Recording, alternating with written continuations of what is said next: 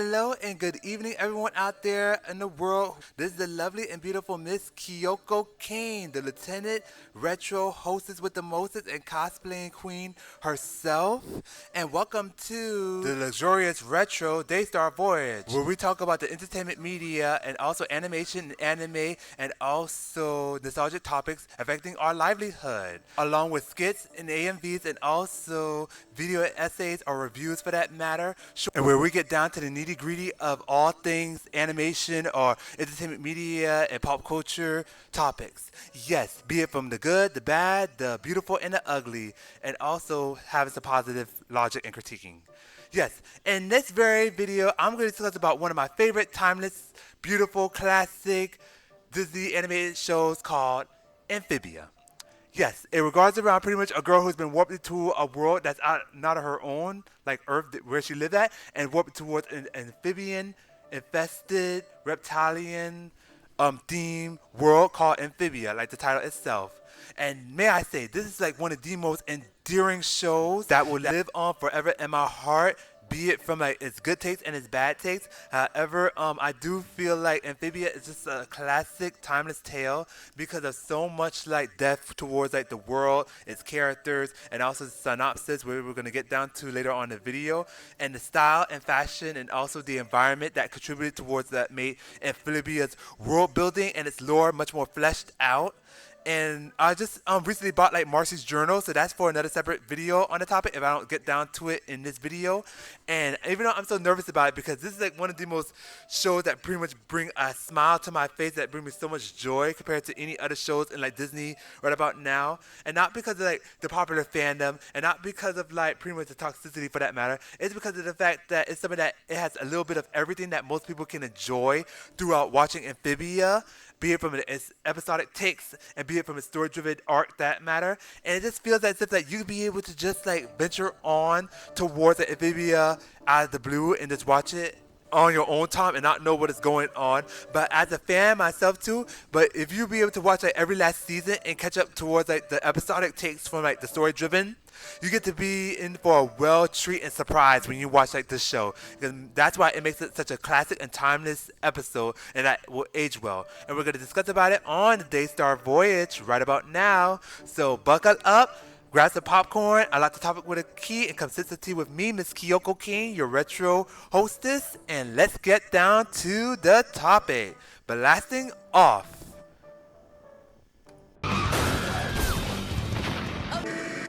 Back to our show. As you must know, I was supposed to do all this editing throughout Disney-December and whatnot on my Amphibia review and fashion critique intake. But just want to let you know, I do really did like the fact that this was one of my most funniest moments because and pretty much driving Betsy was pretty much like my most funniest episodes because of Hop Pop's favorite phrase is this one right here. I don't feel safe. Yes, it made me laugh so much. Now, besides all that point, I really did like how Matt Brawley pretty much put like his love and all into animation. We had the beautiful and lovely Miss RuPaul from RuPaul's Drag Race and pretty much drag queen extraordinaire herself, which you can find on my Twitter too because she liked my photo and everything. Really grateful for that, but I don't try to boast about it because I'm so grateful of it all. But yeah, to be able to have RuPaul, a leader of LGBT and also a trailblazer for that matter, to be able to have the first animated, be able to have her on the show was pretty much a groundbreaking experience. Throughout, it really shows how much of a milestone Disney is now pretty much stacking up those blocks of like the milestones of how to pretty much accept the tolerance towards the LGBT community. I do feel like Disney has a lot more work to be done compared to. But yeah, Amphibia in my book and it felt like really much each episode. I feel like it was like foreshadowing many events that were like coming along the way of season 2 and season 3. And so on, and it really gave me that shock and awe and that big wham of what was expected to come and happen throughout the whole show, and it really kept me on the edge of my seat.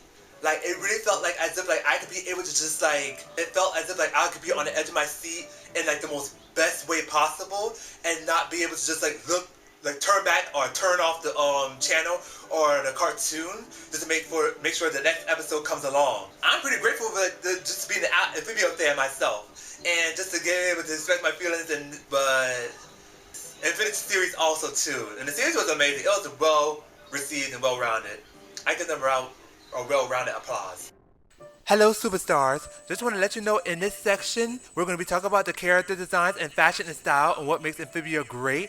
And thank you so much for contributing, like, comment, and subscribe on this video. And we're about to blast off on the discussion about the fashion and style of Amphibia and what makes it a classic, beautiful, timeless classic on the Daystar Voyage with Miss Kyoko Kane. Back to action. The fashion critiques. And I feel like Anne's theme colors are pretty much her signature color is blue. It represents like loyalty, blue waters, all the beautiful things out, what makes the whole planet blue and whatnot, the seas, the oceans, and the rivers and whatnot. And it really incorporates her willingness to change if you look at the color blue. And if you look at the color blue, it really symbolizes change and that everything goes back and forth in a tide and such. And to be able to just like refresh and refine yourself, your personality. Because it really showcases how what Anne truly wanted to be when she grew up and how she was living out her days, to taking the easy street and easy way out in life instead of being like hardworking and just like inconsiderate towards her friends and such, and just trying to just find an easy way out without having hard work to do with it though. I'm really grateful to be able to have like Anne being put to this journey of like self-discovery and just like improvement and just learning the teamwork teamwork in the definition and representation of family, because it really shows how Anne has grown as such a person, and it feels like grown so much. And when you see like her super form, it really shows like her most royal side of her, like the bronze and the clear blues, all shades of blue basically. It really shows like how she pretty much improves herself too also. Now let's get on to also Sasha's. Sasha's colors are pretty much red, passionate, bravery, and just full on strength. Sasha's color is pretty much just strength. Just strength to be able to just like uncover herself and like just being able to just like outright. Basically what I'm saying is Sasha Waybright's color is red. She has a really passionate, very loving, but yet dominant personality, which somewhat her selfishness can get in the way of that matter of having her friend's best interests, and it can help out in either the wrong or right ways. And that's why I feel like red is like the symbolism of fire, passion, and power to be exactly. And you get to see throughout Sasha's journey during like season 3 and more of her background in Marcy's journal, if you ever pick it up at a local bookstore, and you get to see why she acts this way towards other people and her friends alike, and she's out of it due to loneliness and having no proper stability towards like making friends easily and trusting for that matter. And we're going to end at that point because Marcy's journal is another topic for another video. And let's get down back to action. Overcome such obstacles in your life, be it from like her background of learning that she came from divorced parents, or having to be able to just like deal with the struggles of like being upper class and just being the top model girl. But yet there's so much, if you look at a certain way of Sasha's character, it really shows like a vulnerability if you pay like her leitmotif. But here's a quick insert about the word leitmotif. Basically, it's like a short theme that goes along throughout the whole show, or a character for that matter, that pretty much compensates like the theme if like someone does something really major or majestic or something that really profound throughout the whole series that impacts the character for that matter. Yes, thank you very much. Back to action. But Sasha's more like, if you compare like Sasha's leitmotif with like Ruby's wife, it really shows like her snobbiness is just like a layer of her being vulnerable, and just like her evil and nasty ways are not okay with other people and how she should express herself. Colors are like pretty much gold and red in her super form. It really shows like the most righteousness, the powerful, absolutely being able to just like know that she is loved. She is passionate with what she goes for. She's a heart stopper, like in the song herself. She loves to be able to just control. Why she has like this such a control towards herself is because she hasn't had like that stability in her family. But yet, like, she could be able to just, like, if she learns her true actual self to change, which she did during, like, season 3, I congratulate her, and how Matt Brawley and the team had pretty much ventured onto that. It really shows how grounded and how capable and how strong and powerful and how loving she can be. But she may have her faults whenever she snaps and gets hot-tempered and that. But, yeah, it really shows how Sasha has grown up throughout the whole series and how she pretty much is able to just, like, ground herself. And also matter as she's bisexual, so gay rights. Now, last but not least, Miss Marcy Wu. Everyone's favorite dorky, introverted, yet extroverted, best friend of the Calamity Trio group. She is green. Green meaning like, I think, wisdom in the Calamity Trio. Her innermost wisdom thought shows that she is like the most happy-go-lucky character in the group. She wants everyone to be wholesome, everyone to be happy, everyone to be considerate and just like in their own happy space, and just like know that they're welcome. And also, excuse me for this intermission, I do feel like when Marcy is one of those characters in which like she wants to be able to have so much like self-interest onto other people, yet they don't follow through it at all because they might find it like boring and stupid for that matter and not return their feelings or their interests right back. Marcy, she wants so much to be able to just like have so many interests put onto other people, and just like many other characters throughout Disney, I feel like she uses fantasy to outweigh the realism, which we can all gravitate to Marcy Wu for that matter, because we also have hard times in which like if a friend doesn't return our feelings for that matter, we just go into a spiral of what we could change ourselves in the most negative or just like poor way, and have to depend on toxic positivity to be able to have like a greater outcome. And for Marcy's journey, I did feel like she had so many layers to her personality and also her background. If spoiler alert, if you want to skip this part and get on to like the next topic, I did feel like with Marcy, when you first like view Amphibia, you see her origins that her parents were moving away. You get to see like her just cry out her balls out when her parents are moving for that matter, and it pretty much took a toll on her and how why she used like the calamity box to escort and also escape from reality and venture on her friends towards the Amphibia for that matter.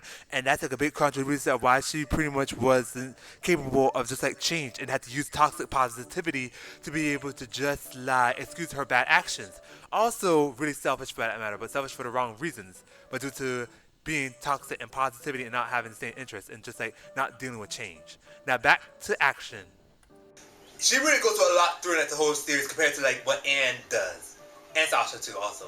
I mean having to be, you know what, K-worded and she's basically so self-sacrificing and so selfless when it comes down to her friends, but very delusion when it comes down to just having to go behind certain people's backs and having ulterior motives just to make herself happy without the consideration of her own friends. And it really shows like her vulnerability throughout that after being taken control of like the basically Chrono Trigger's the parasite thing. The Chrono Trigger final boss, Lavos. Yeah, it really shows like how she pretty much grounded herself to be able to just do that. I feel like Marcy has gone through a lot too in my book, and she has just been so wise beyond her years, which people don't really take credit for, I feel. And she's like just an absolute just go-getter when it comes down to just like being able. Marcy is pretty much just like a person who just wants to be loved, like Sasha. And just find like that loneliness is not going to solve our questions. It's having what you want is not going to buy you happiness. Like with money, you can buy happiness and whatnot too. And with Marcy, she can be really selfish when it comes down to like having an ulterior motives and just saying things behind her back compared to Sasha too also. So she's in the ranks of Sasha when it comes down to just being ulterior motives. Now let's get on to the planters. The planters fashion is pretty much just like absolutely gorgeous. The planters go from like nautical to pond to pretty much swamp, bohemian, redneck. If it was like painted with like moss colored greens and blues and oranges and yellows. They're really good well experiencing like those type of palettes when it comes down to the book. Like basically the pond, the palette book. It comes down to like the ponds, the greens, the nature, and everything else in between. And that goes along with Marcy's colors, the gold and the green going along with it. I really did like how they experiment with the Marcy's color with the green because it really shows how grounded she is compared to her color and it was like the wisdom and such. Because they always say green is such a wise color when it comes down to like she wants to just be able to find like love and just finding. Oh, and I forgot one last thing. I did feel like the fashion within like Warpwood and Newtopia contributed to a lot more of the environment and designs and also the backgrounds towards Amphibia for that matter, and made it much more fleshed out in a way it's like bohemian chic and also nautical and very like sea-worthy for that matter. I'm gonna put the links up below just in case our description of those words to nautical and bohemian. What she loves to do basically in her friend group. Everyone had a good time with it. I could tell like the creators and staff had a good time with everyone in the fashion in the book. So I give everybody else just a 10 out of 10 across the boards with this fashion. And that goes with my review, and there's more to come with like my shorts video, and I hope y'all have a blessed one and enjoy yourselves. Thank you for really much tuning in for my February video review on Amphibia and the fashion critique. I pretty much hope everyone out there have a good day in 2024. Drink plenty of water, eat right, eat the right foods, and every one of y'all kids stay at school, have a hobby, not sit behind a keyboard. This is Kyoko Kane signing out. I'll lock it with a key and sip some tea with me next time. Hello everyone out there. Thank you so much for watching this video.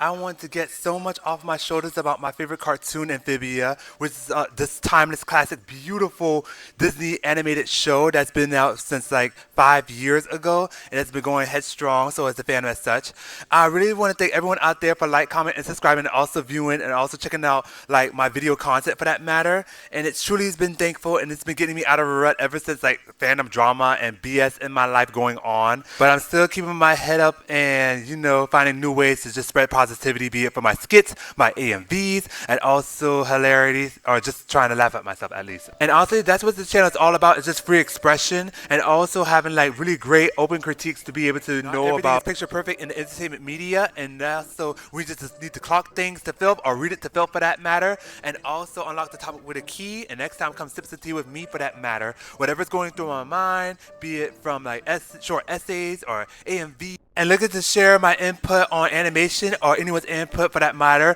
in like a really logical, analytical, critical thinking way for that matter. Like reading it to feel, like I said before, not bashing it, just to help out people and other creators. And also support indie creators too for that also, or niche creators for that matter, who are starting out also. Which is another topic coming up soon for that matter, along with my Marcy journal review, and also the Art Amphibia book coming up soon in March, which I'll release it on that then, along with a spicy ship video specifically coming on. And also drink plenty of water, eat healthy, and also make sure to like, comment, subscribe. And next time on the Daystar Voyage on another topic, I'll see you soon with your host, Lieutenant Kyoko King, signing off. Peace out.